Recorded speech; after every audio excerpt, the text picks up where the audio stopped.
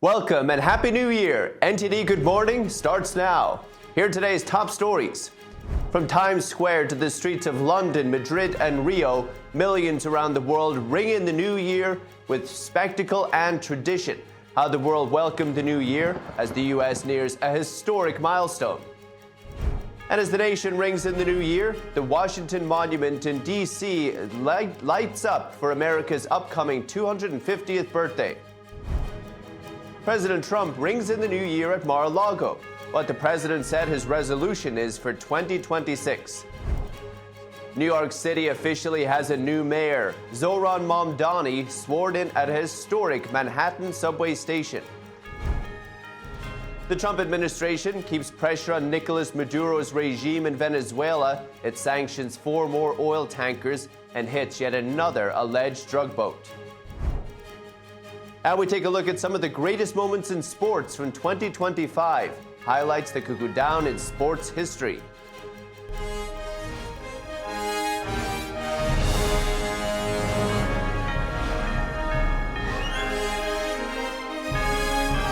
This is NTD Good Morning, live from our global headquarters in New York City. Here are Stephanie Cox and Carrie Dunst.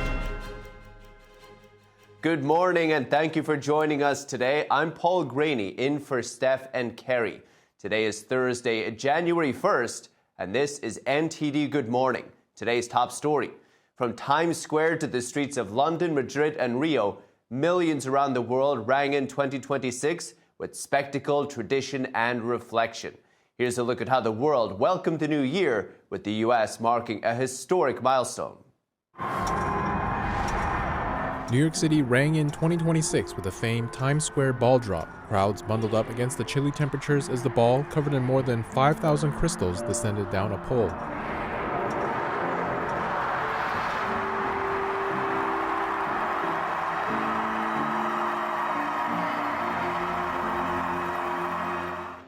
The Revelers were treated to a surprise as the ball was relit in red, white, and blue before rising again to mark the start of the United States' 250th year. It was a significant moment for many among the thousands who were there to witness it. I think it's awesome. We both served the country, so it's special to us as veterans, so it's cool to be here. Well, our country is strong, and it's amazing that we've been here for 250 years, and we're hopeful to be here for another 250 years going forward. Happy to be American, proud to be here, proud to welcome people from all over the world. Across the Atlantic 5 hours earlier, London Mayor Sadiq Khan welcomed in 2026 along thousands of merrymakers by the River Thames. Khan said the city had been working on the celebration for months, with more than 12,000 fireworks, as well as lights and animation. Spectators watched as the iconic London Eye took center stage.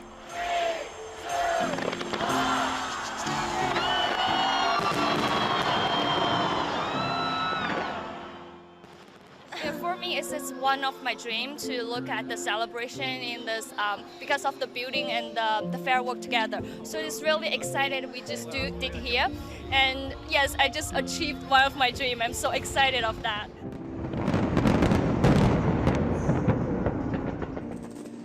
And in Madrid, Spain, a unique tradition to ring in the new year. As the clock struck 12 on the Real Casa de Correos, the headquarters of Madrid's regional government, revelers ate one grape for every chime of the bell.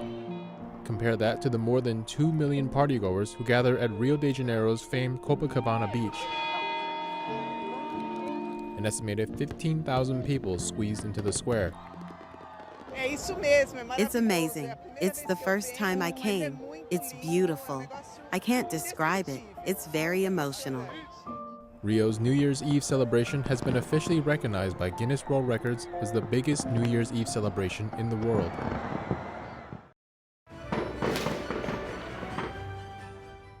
And as the nation rings in 2026, the Washington Monument in D.C. is putting on a light show as part of its celebration for America's upcoming 250th birthday. Here's a look. As the nation prepares to enter 2026, the Washington Monument in D.C. took on a different look to honor the 250th anniversary of America's founding.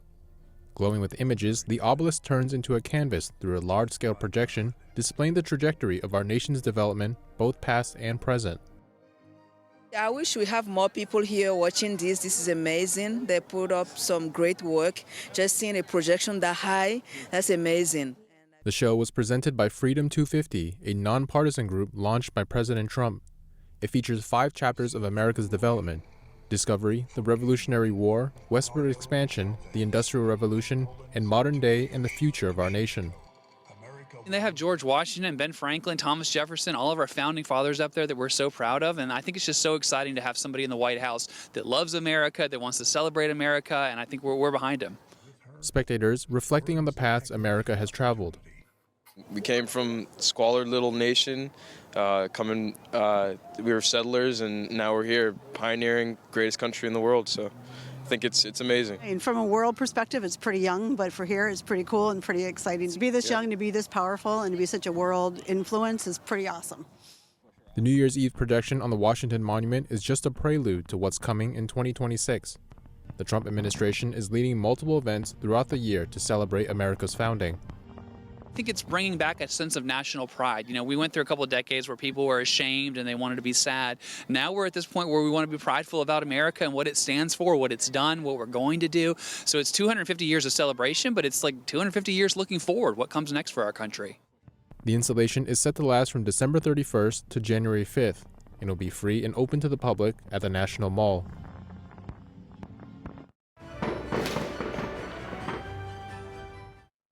And President Trump, meanwhile, welcomed the new year at Mar-a-Largo in Palm Beach, Florida. He shared his New Year's resolution with reporters. Mr. President, do you have a New Year's resolution? I have. Peace on earth. Peace on earth. You can come in if you'd like. Trump also vowed last night to get to the bottom of an alleged welfare fraud scandal in Minnesota. And he presided over a charity auction, bringing in more than $2.5 million for a painting of Jesus. Several administration officials also joined the celebration, including Secretary of Homeland Security Kristi Noem and U.S. Attorney for D.C. Jeanine Pirro.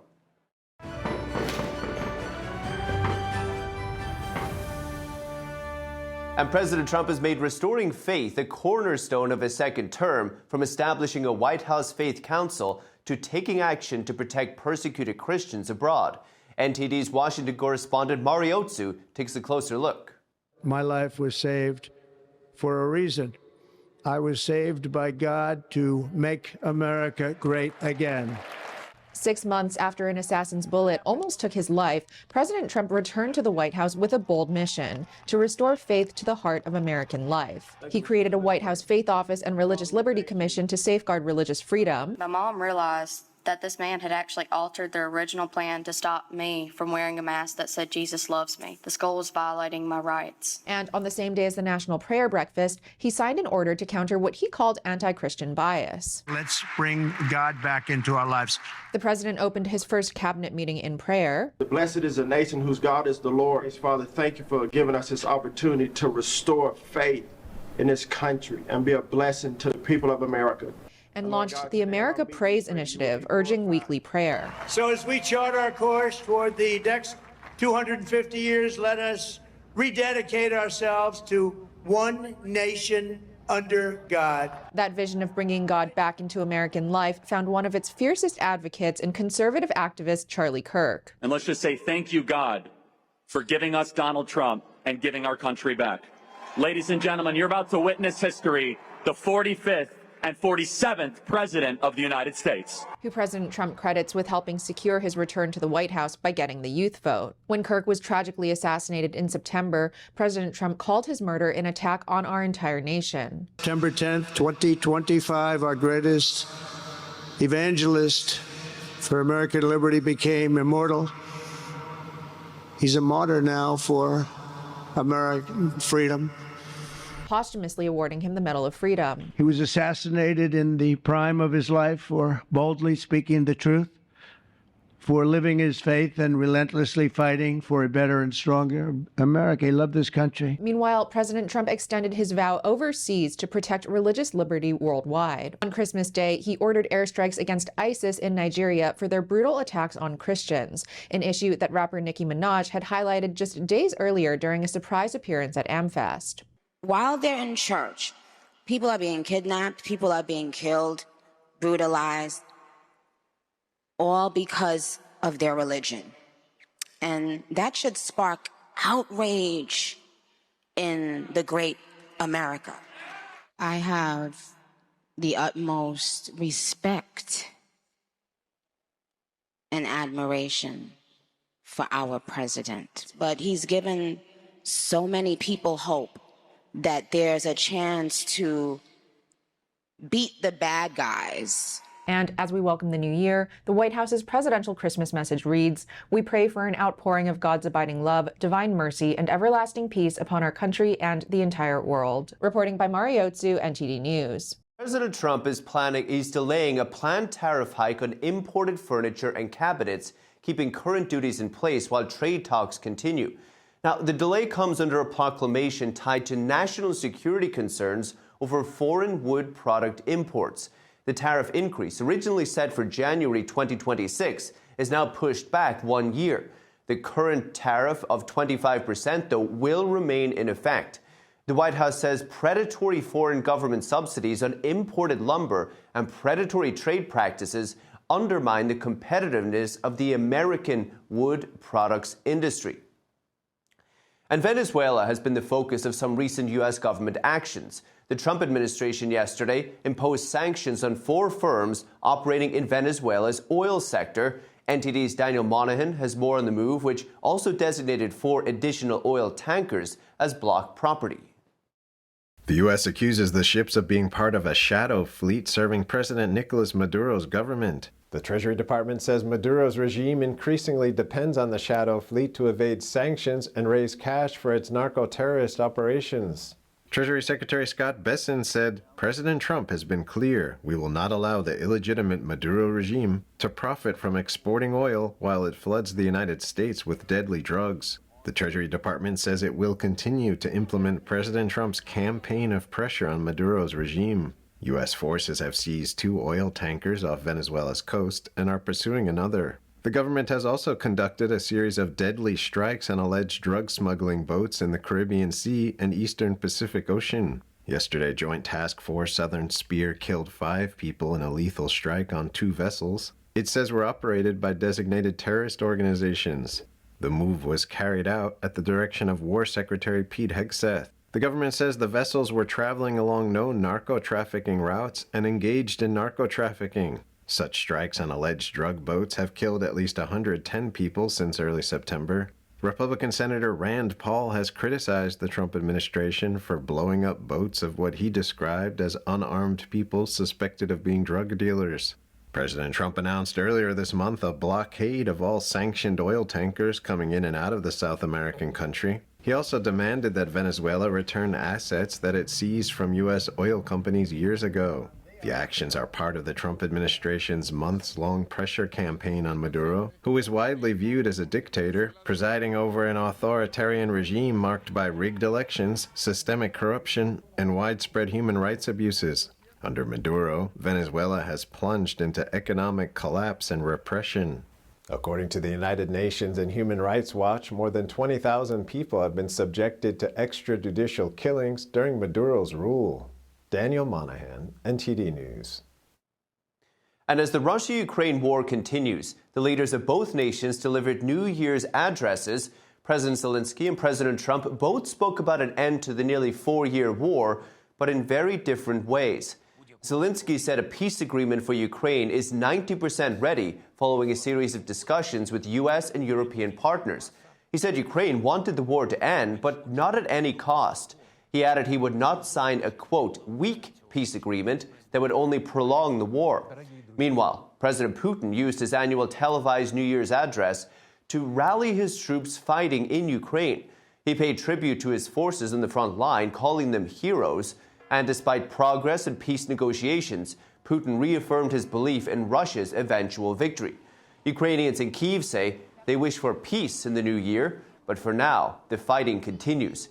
NTD's international correspondent Arian Pasdar has more. 2 days after an alleged attack on Russian President Vladimir Putin, Moscow is now releasing video footage for the first time. According to the Kremlin, Ukraine launched over 90 drones at Putin's residence on Monday overnight. After international calls for evidence to back up the claim, Russia released this video on Wednesday, showing one drone in a dark forest. Neither the location nor the date of the video could be independently verified. Zelenskyy denies the claims of an attack, saying Russia is lying to undermine the peace process, which had been developing fast before the alleged attack. Also on Wednesday, President Trump shared a New York Post article which states that the drone strike likely never happened.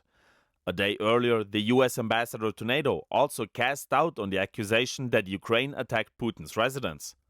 He said it's unclear whether the attack actually happened. The ambassador added that he wants to see U.S. intelligence on the incident.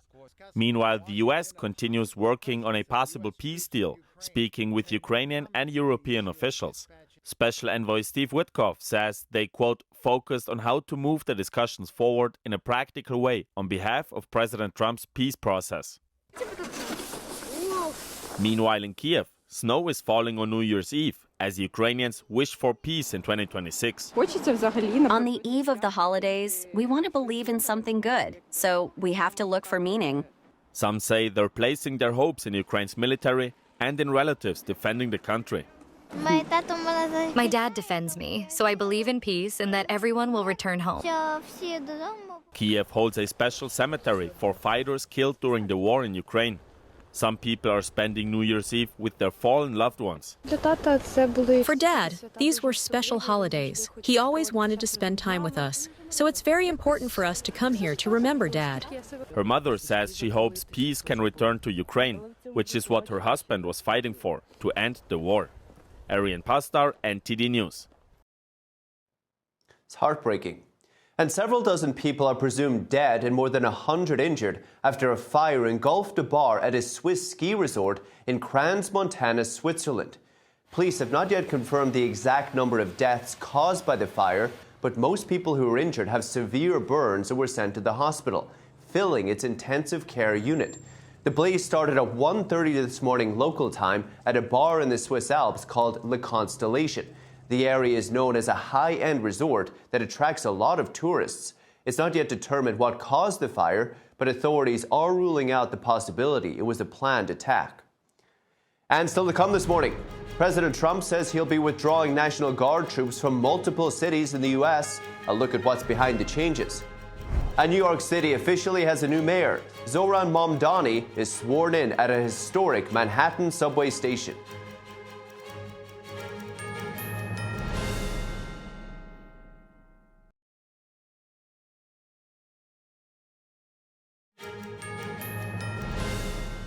Welcome back. I'm Paul Graney. Zoran Mamdani is officially the mayor of New York City. The Democratic Socialist took the oath of office at an historic, decommissioned subway station in Manhattan. I, Zoran Kwame Mamdani, do solemnly swear that I will support the Constitution of the United States. The Constitution of the State of New York. And the Charter of the City of New York. Mamdani, a Democratic Socialist, was sworn in as the first Muslim leader of America's biggest city. He placed his hand on a Quran as he took this oath. Mamdani described the moment as an honor and the privilege of a lifetime.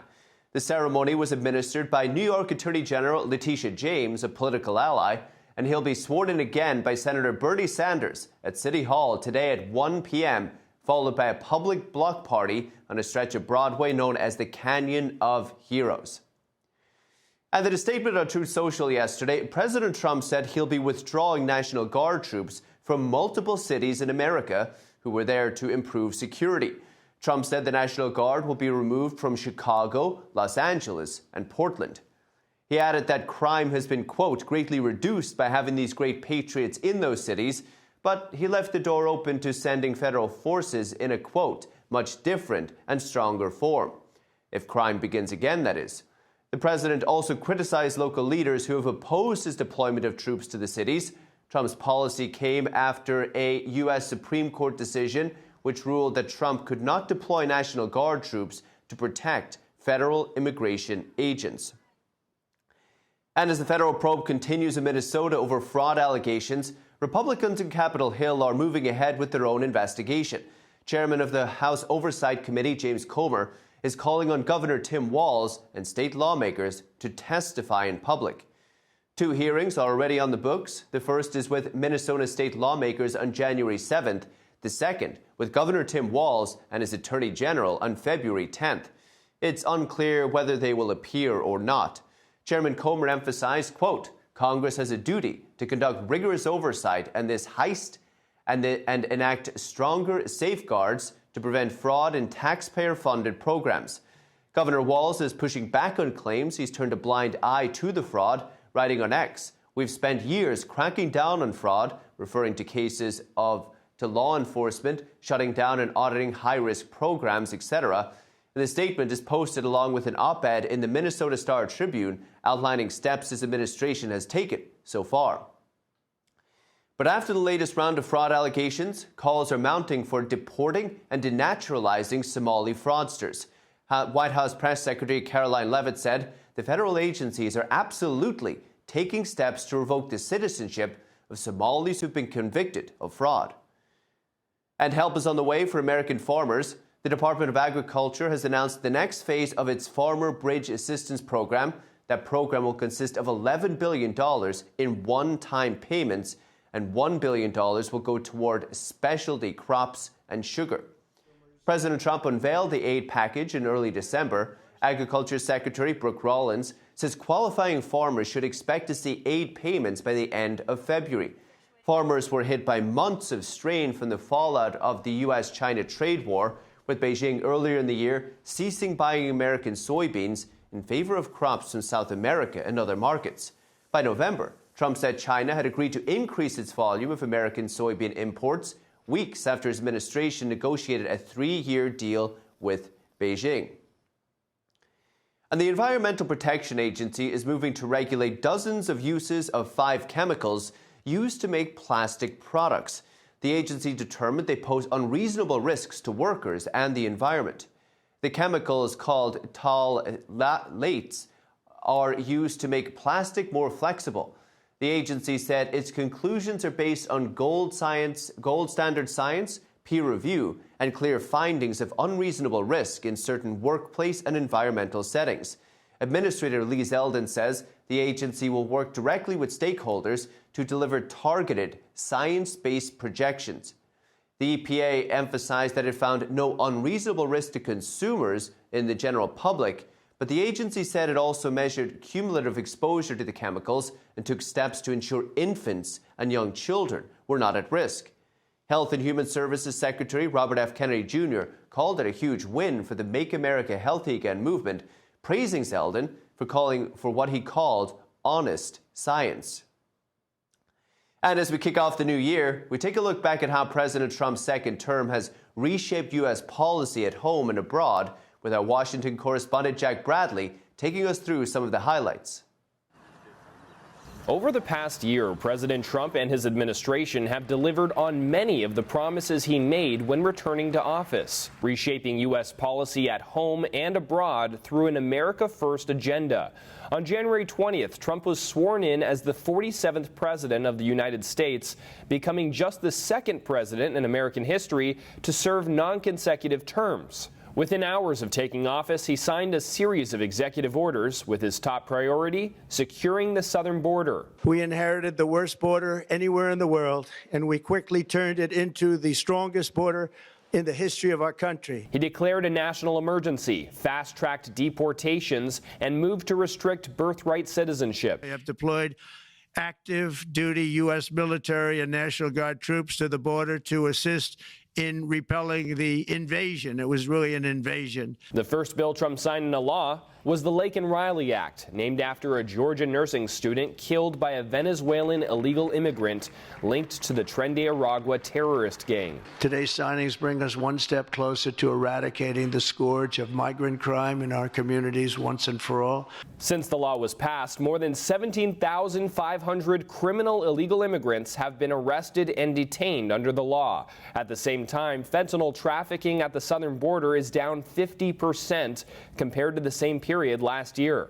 These are Homeland Security stats showing historic enforcement records. More than 2.5 million illegal immigrants have left the U.S. in just 250 days, including an estimated 1.9 million self-deportations and more than 622,000 formal removals. We have sent a strong message to criminal illegal aliens that we will find you, we will arrest you, and we will deport you. President Trump also designated multiple foreign gangs as terrorist organizations to rapidly detain and deport members. He authorized strikes on drug trafficking vessels departing Venezuela and bound for the U.S., with land operations now being prepared. So much of the drugs, 25–30%, would come in through the seas. Right now we have, I would say, none coming in through the seas. We are certainly looking at land now because we've got the sea very well under control. Domestically, Trump designated Antifa as a terrorist organization, citing years of violent unrest, intimidation, and attacks on law enforcement. It should be clear to all Americans that we have a very serious left-wing terror threat in our country.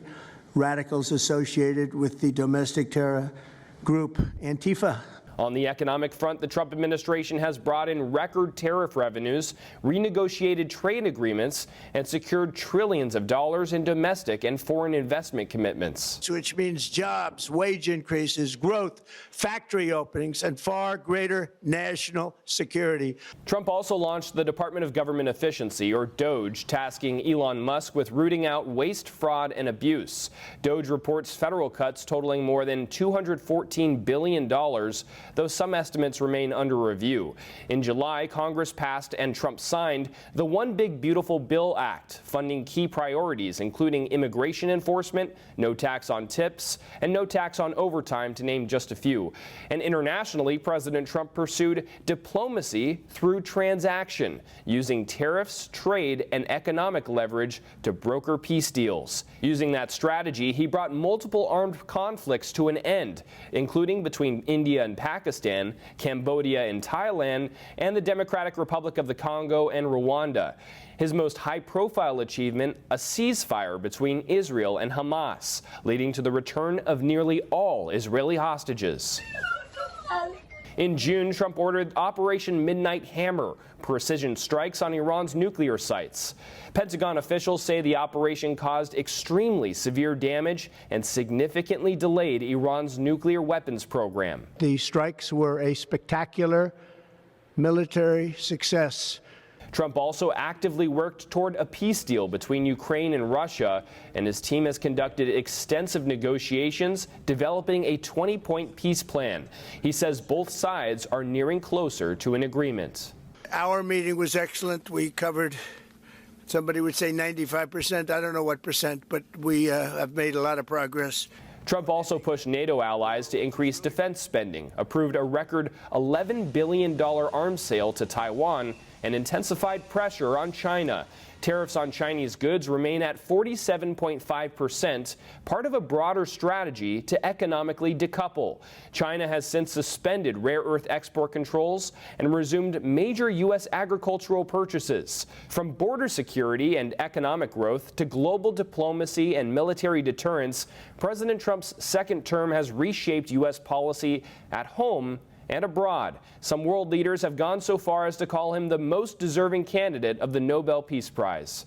Reporting by Jack Bradley, NTD News.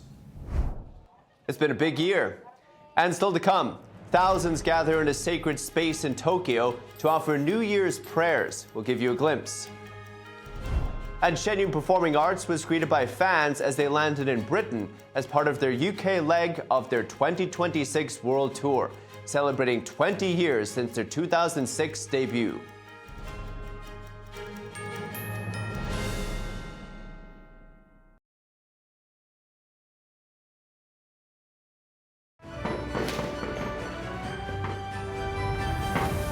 Welcome back. I'm Paul Graney. As temperatures in Florida dip, the state's manatee population is finding ways to stay warm. These Florida manatees were spotted huddling together when the mercury dropped in Citrus County on New Year's Eve. Hundreds of manatees were spotted taking refuge at Three Sisters Spring in Crystal River. The temperature in the area was 35 degrees yesterday. Southwest Florida water management officials say a project that repaired the eroded shoreline improved water quality and restored the manatee habitat back in 2023, making it a great spot for the mammals to stay warm in the winter. And in Japan, the New Year is a major holiday. Many residents visit sacred sites to pray. Some of them shared what they hope for in the year ahead. Take a look. The weather is amazing today, isn't it? So I prayed with a really refreshed feeling, hoping that I can spend this year safely and happily. I live in Tokyo, but honestly, I haven't done a formal shrine visit on New Year's Day for such a long time. So I'm really glad I came today. Rather than making a request when I prayed, it's more like I came here for this. Last year, my family was able to live happily and healthily. So this year, I want to work hard and stay healthy too. I came here not so much as to ask for something, but to report that and express my determination. Thousands made a visit to Tokyo's iconic Meiji Shrine on New Year's Day to offer prayers for the new year. The shrine is dedicated to the spirits of Emperor Meiji and his wife, Empress Shokin. The two are honored for modernizing Japan, allowing it to emerge as a major global power within just a few decades. Meiji Shrine has been visited by numerous high-profile officials, including former President George W. Bush. And Shen Performing Arts was greeted by fans of the classical Chinese dance company as they landed in Britain for a 12-city UK tour. NTD is a proud media sponsor of Shen Performing Arts, and our international correspondent Malcolm Hudson has more from London. Shen Performing Arts arrives in the United Kingdom for a 12-city tour where the classical Chinese dance company will portray the grandeur and the spirit of China's 5,000 years of authentic traditional culture. Fans eagerly awaited the performers at the airport, presenting them with flowers as they arrived. MC John Perry said he often hears people say they were deeply impacted by the show. I've heard them say, things like, I just feel so uplifted, or I feel like, this show changed my life. I feel renewed. I've literally heard people say that. They told me that after seeing the show. And that's not something that just any show can give. Shen Yun's mission is to revive China's genuine traditional culture, a culture nearly lost under communism. It seeks to reconnect people with values such as respecting the heavens and harmony between mankind and nature. Shen Yun is reviving traditional culture in a world that is kind of going towards, the modern trends, right? And I would say that the traditional culture and values and deep spirituality portrayed in Shen Yun is helping to connect people back to the divine. The dancers tell legendary stories with the aid of an animated backdrop and handmade costumes, portraying tales from ancient myths to those set in modern-day China. Principal dancer Sunny Zhao said they put a lot of heart into their work. When I'm actually dancing on stage, I try to imagine the whole environment, the dynasty, the time period, and try to picture the whole environment. And also when I'm dancing, just give my whole heart and tell the audience my story. The dramas are accompanied by a live classical orchestra, and the show incorporates a solo erhu performance, a unique two-stringed instrument. Soloist Kai Shi Ma said the erhu's highly expressive tonal range can convey the richness of China's history. In ancient China, they believed that music united the heavens and earth and man, and it resonated with the soul. So when they hear the tone, what it actually happens is it resonates deep within them, no matter if they understand or not, because that's just the power of music. It's not really language, it's like language with no barriers, in fact. Shen Yun says on its website that it was founded in 2006 by practitioners of Falun Dafa, a meditative Chinese practice. The performers say they are guided by their faith in everything they do. I try to abide by the principles of truthfulness, compassion, and tolerance every day, and I feel myself becoming a better person, and it gives my life purpose. Like every day I want to live, the day better than the day before, and also try to help the people around me. And also in Shen Yun here, we're it's a group effort, so everyone's helping each other. It's not about one person improving, it's about the whole team doing this, fulfilling this mission together. Shen Yun begins its UK tour with 4 performances at the ICC in Birmingham on January 2nd. Malcolm Hudson, NTD News, London. And still to come, we take a look at some of the greatest moments in sports from 2025, highlights the cuckoo down in sports history. Stay tuned.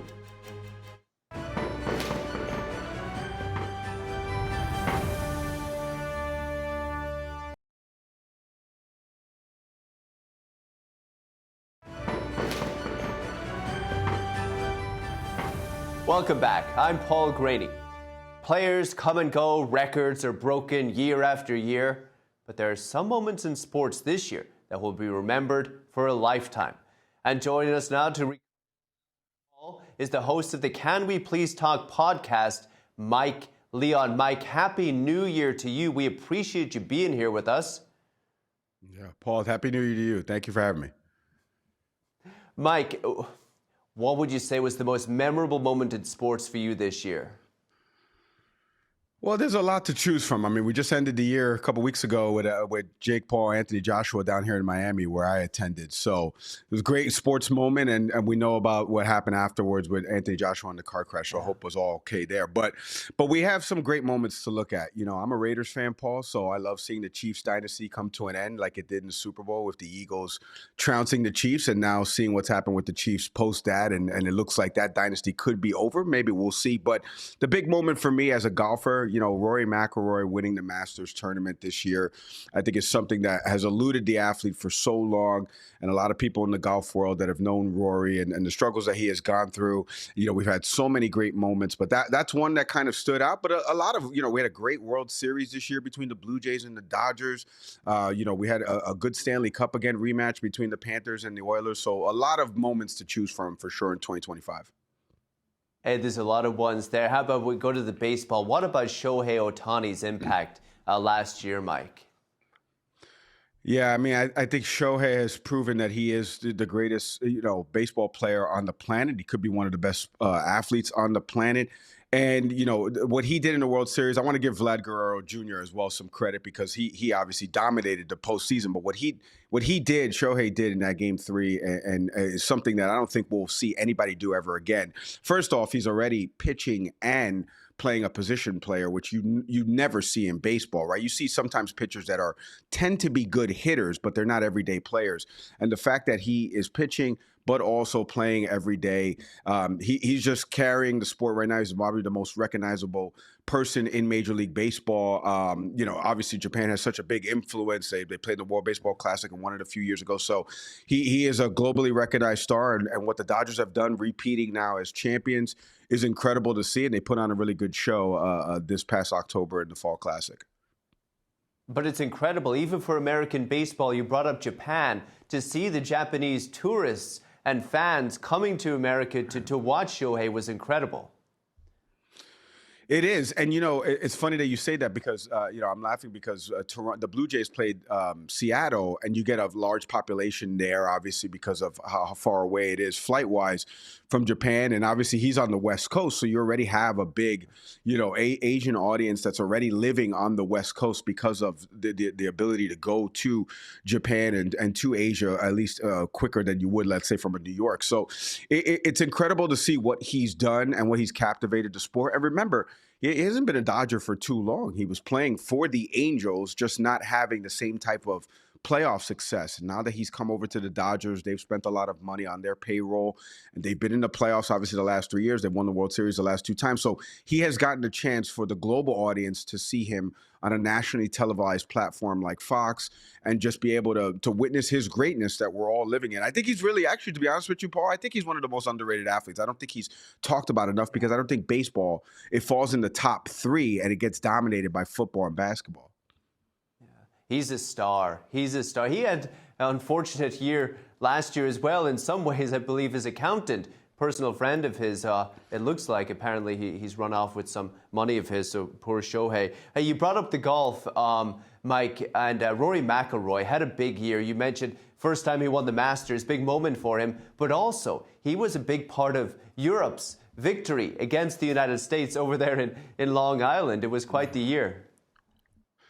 Yeah, the Ryder Cup, again, eludes Team USA. I'm a little disappointed in that. But, you know, the one thing that I think Team Europe showed from the Ryder Cup this year, Paul, is that they were in sync. And when you play in the Ryder Cup, it's a team game because you're playing matches as a team. So you gotta, in the golf, we call it ham and egg, right? Like you have to do something that complements the other person that's on your team, right? If I am good on my approach game, then I need my partner to be a good putter. If I'm good off the tee and I'm long off the tee, then I need my partner to have a good short game. Those are the 4 areas of golf, and I think Team Europe showed that. But for Rory, again, he had already won the other majors, the one that eluded him the most, the one that would etch him in golf floor, which is put him with names like Nicholas and Tiger and things like that, was winning the Masters. It's the most symbolic green jacket in all of sports. It's a sporting event. I, even working in golf, have not attended yet. I'm a little jealous of the people that get to go to Augusta, and every year I try to go, Paul. I can't, but one day I'll leverage my connections to go. But the fact that Rory got to win it, the membership that comes with it, he'll host a dinner next year. So it's great to see, Rory win that jacket. At least for me personally, I know he's had his personal struggles and he's gone through a separation with his wife, but it's good to see him win that and get that monkey off his back. Yeah, we've been watching him since he was so young, Mike, and to see him, I watched him give his speech after the Ryder Cup. I felt he's really matured. It was incredible to watch him. Mike, in the hockey, big record broken this year. Alex Ovechkin broke Wayne Gretzky's goal-scoring record. What did you make of it? Yeah, Ovi's been in the sport for so long. Obviously, the Capitals winning a Stanley Cup a few years back. And, again, this is another guy. We were talking about Shohei, right? A Japanese athlete coming into the U.S. market and dominating. Hockey, again, doesn't get as much notoriety as somebody I used to formerly work for, MSG Network. So we have all the hockey teams back in New York with the Rangers, Islanders, Devils, and Sabres. I got to see Ovechkin play a lot. And this is a great record. This is something that I got to be honest, I didn't think would be broken. But if it was, it would be by one of the guys that whether it be a Sidney Crosby, whether it be Alexander Ovechkin. So it's great to see what Ovi has done. And again, a Russian player that, obviously Russia, Canada, known for their hockey. Here's a guy that has made an illustrious career here in the United States. He's done, a little bit of transcending that U.S. barrier of trying to get notoriety. He's done a, famous Sports Center commercial where he plays a Russian agent, trying to steal papers. So, he's done some things like that. And I think for Ovi, after winning the Stanley Cup, everyone saw the photos, him partying and things like that. It's great to see. It's great to see him get this record. A lot of people were in attendance. Wayne Gretzky was in attendance for that game. So, the passing of the torch there. And it's great to see that Ovechkin at least put hockey on the map temporarily, talking about his record. Mike, there's so much to talk about. I've only got 3 minutes left. We'll go for quick fire. Luka Doncic at the Lakers. What about that impact? I mean, speaking of transcending the sport, right? That trade happening is one of the craziest things that's ever. Yeah, I mean, it's one of the craziest things that's ever happened in sports. No one knew Luka Doncic was available. Here he is with the Dallas Mavericks. He buys a home. He's been there for 7-8 years, and all of a sudden, his world is upended as he's traded to Los Angeles, one of the biggest markets in the country, and he's partnered with one of the greatest basketball players of all time in LeBron James. They haven't had the success yet. They were the 3 seed last year. They lost, obviously, in the first round of the playoffs to Minnesota. So we'll see what happens this year. But one of the biggest trades that sent a ripple effect all across sports this past 2025. It's incredible. Looking forward, World Cup, Soccer World Cup, coming up in the United States next year. Are you looking forward to it? 2026, Mexico, Canada, United States, all hosting, for the first time in a long time here on the North American continent. We get set back in June. My wife always knows when her birthday falls right around the first World Cup match, which is June 13th. So it drives her crazy, but it doesn't drive me crazy because we get all of these great matches, an expanded tournament this year. So for the people that are coming into this country that are going to be attending all of the games and matches, don't get lost at the airports. Make sure you're there really early with your tickets. Make sure you bought actual tickets from the presenting sponsors. But it's going to be cool to see. I'll be at one of the matches down here when it comes to Miami. And obviously the final will be up there in Jersey at MetLife Stadium. So it's going to be great to see the World Cup here in North America. Great. I'd love to get to one of those games here at the MetLife. The final is up here in the MetLife, and telling people I know it's just down the road from us. Finally, Olympics coming up in the United States as well. What a year for American sports and on the 250th anniversary. Yeah, it's all coming to a head, Paul. Like you just said, Olympics, World Cup, these are all global events. And I love to say this on my show, and I'll bring it here. It's a global sandbox. We all get to play together, but we all get to put our athletes on a stage and compete against each other. And that's that's where the competition truly should be. We should all be working together. We can get into the politics stuff in our day job, Paul, but it's a global sandbox and we should be working together. And it's great to see that the Olympics will be unfolding here, just in, I think, about 6-7 weeks. Yeah. Sports is universal, Mike. Bring us all together, hopefully. Mike Leon, the host of the Can We Please Talk podcast. Mike, Happy New Year. We appreciate you. Thank you so much. We'll talk soon. Thanks, Paul. Happy New Year, everyone. And that's all we have for today. If you have any feedback in the show, maybe you'd like to see us cover something in particular, send us an email at goodmorning.ntd.com, at ntd.com. It's the first day of the year. Give me a break. We'd love to hear from you. From round the clock original news coverage, visit us live at ntd.com/live or download our NTD app. I'm Paul Graney. On behalf of the entire NTD Good Morning team, we thank you for starting your day with us, and Happy New Year, everyone. See you soon.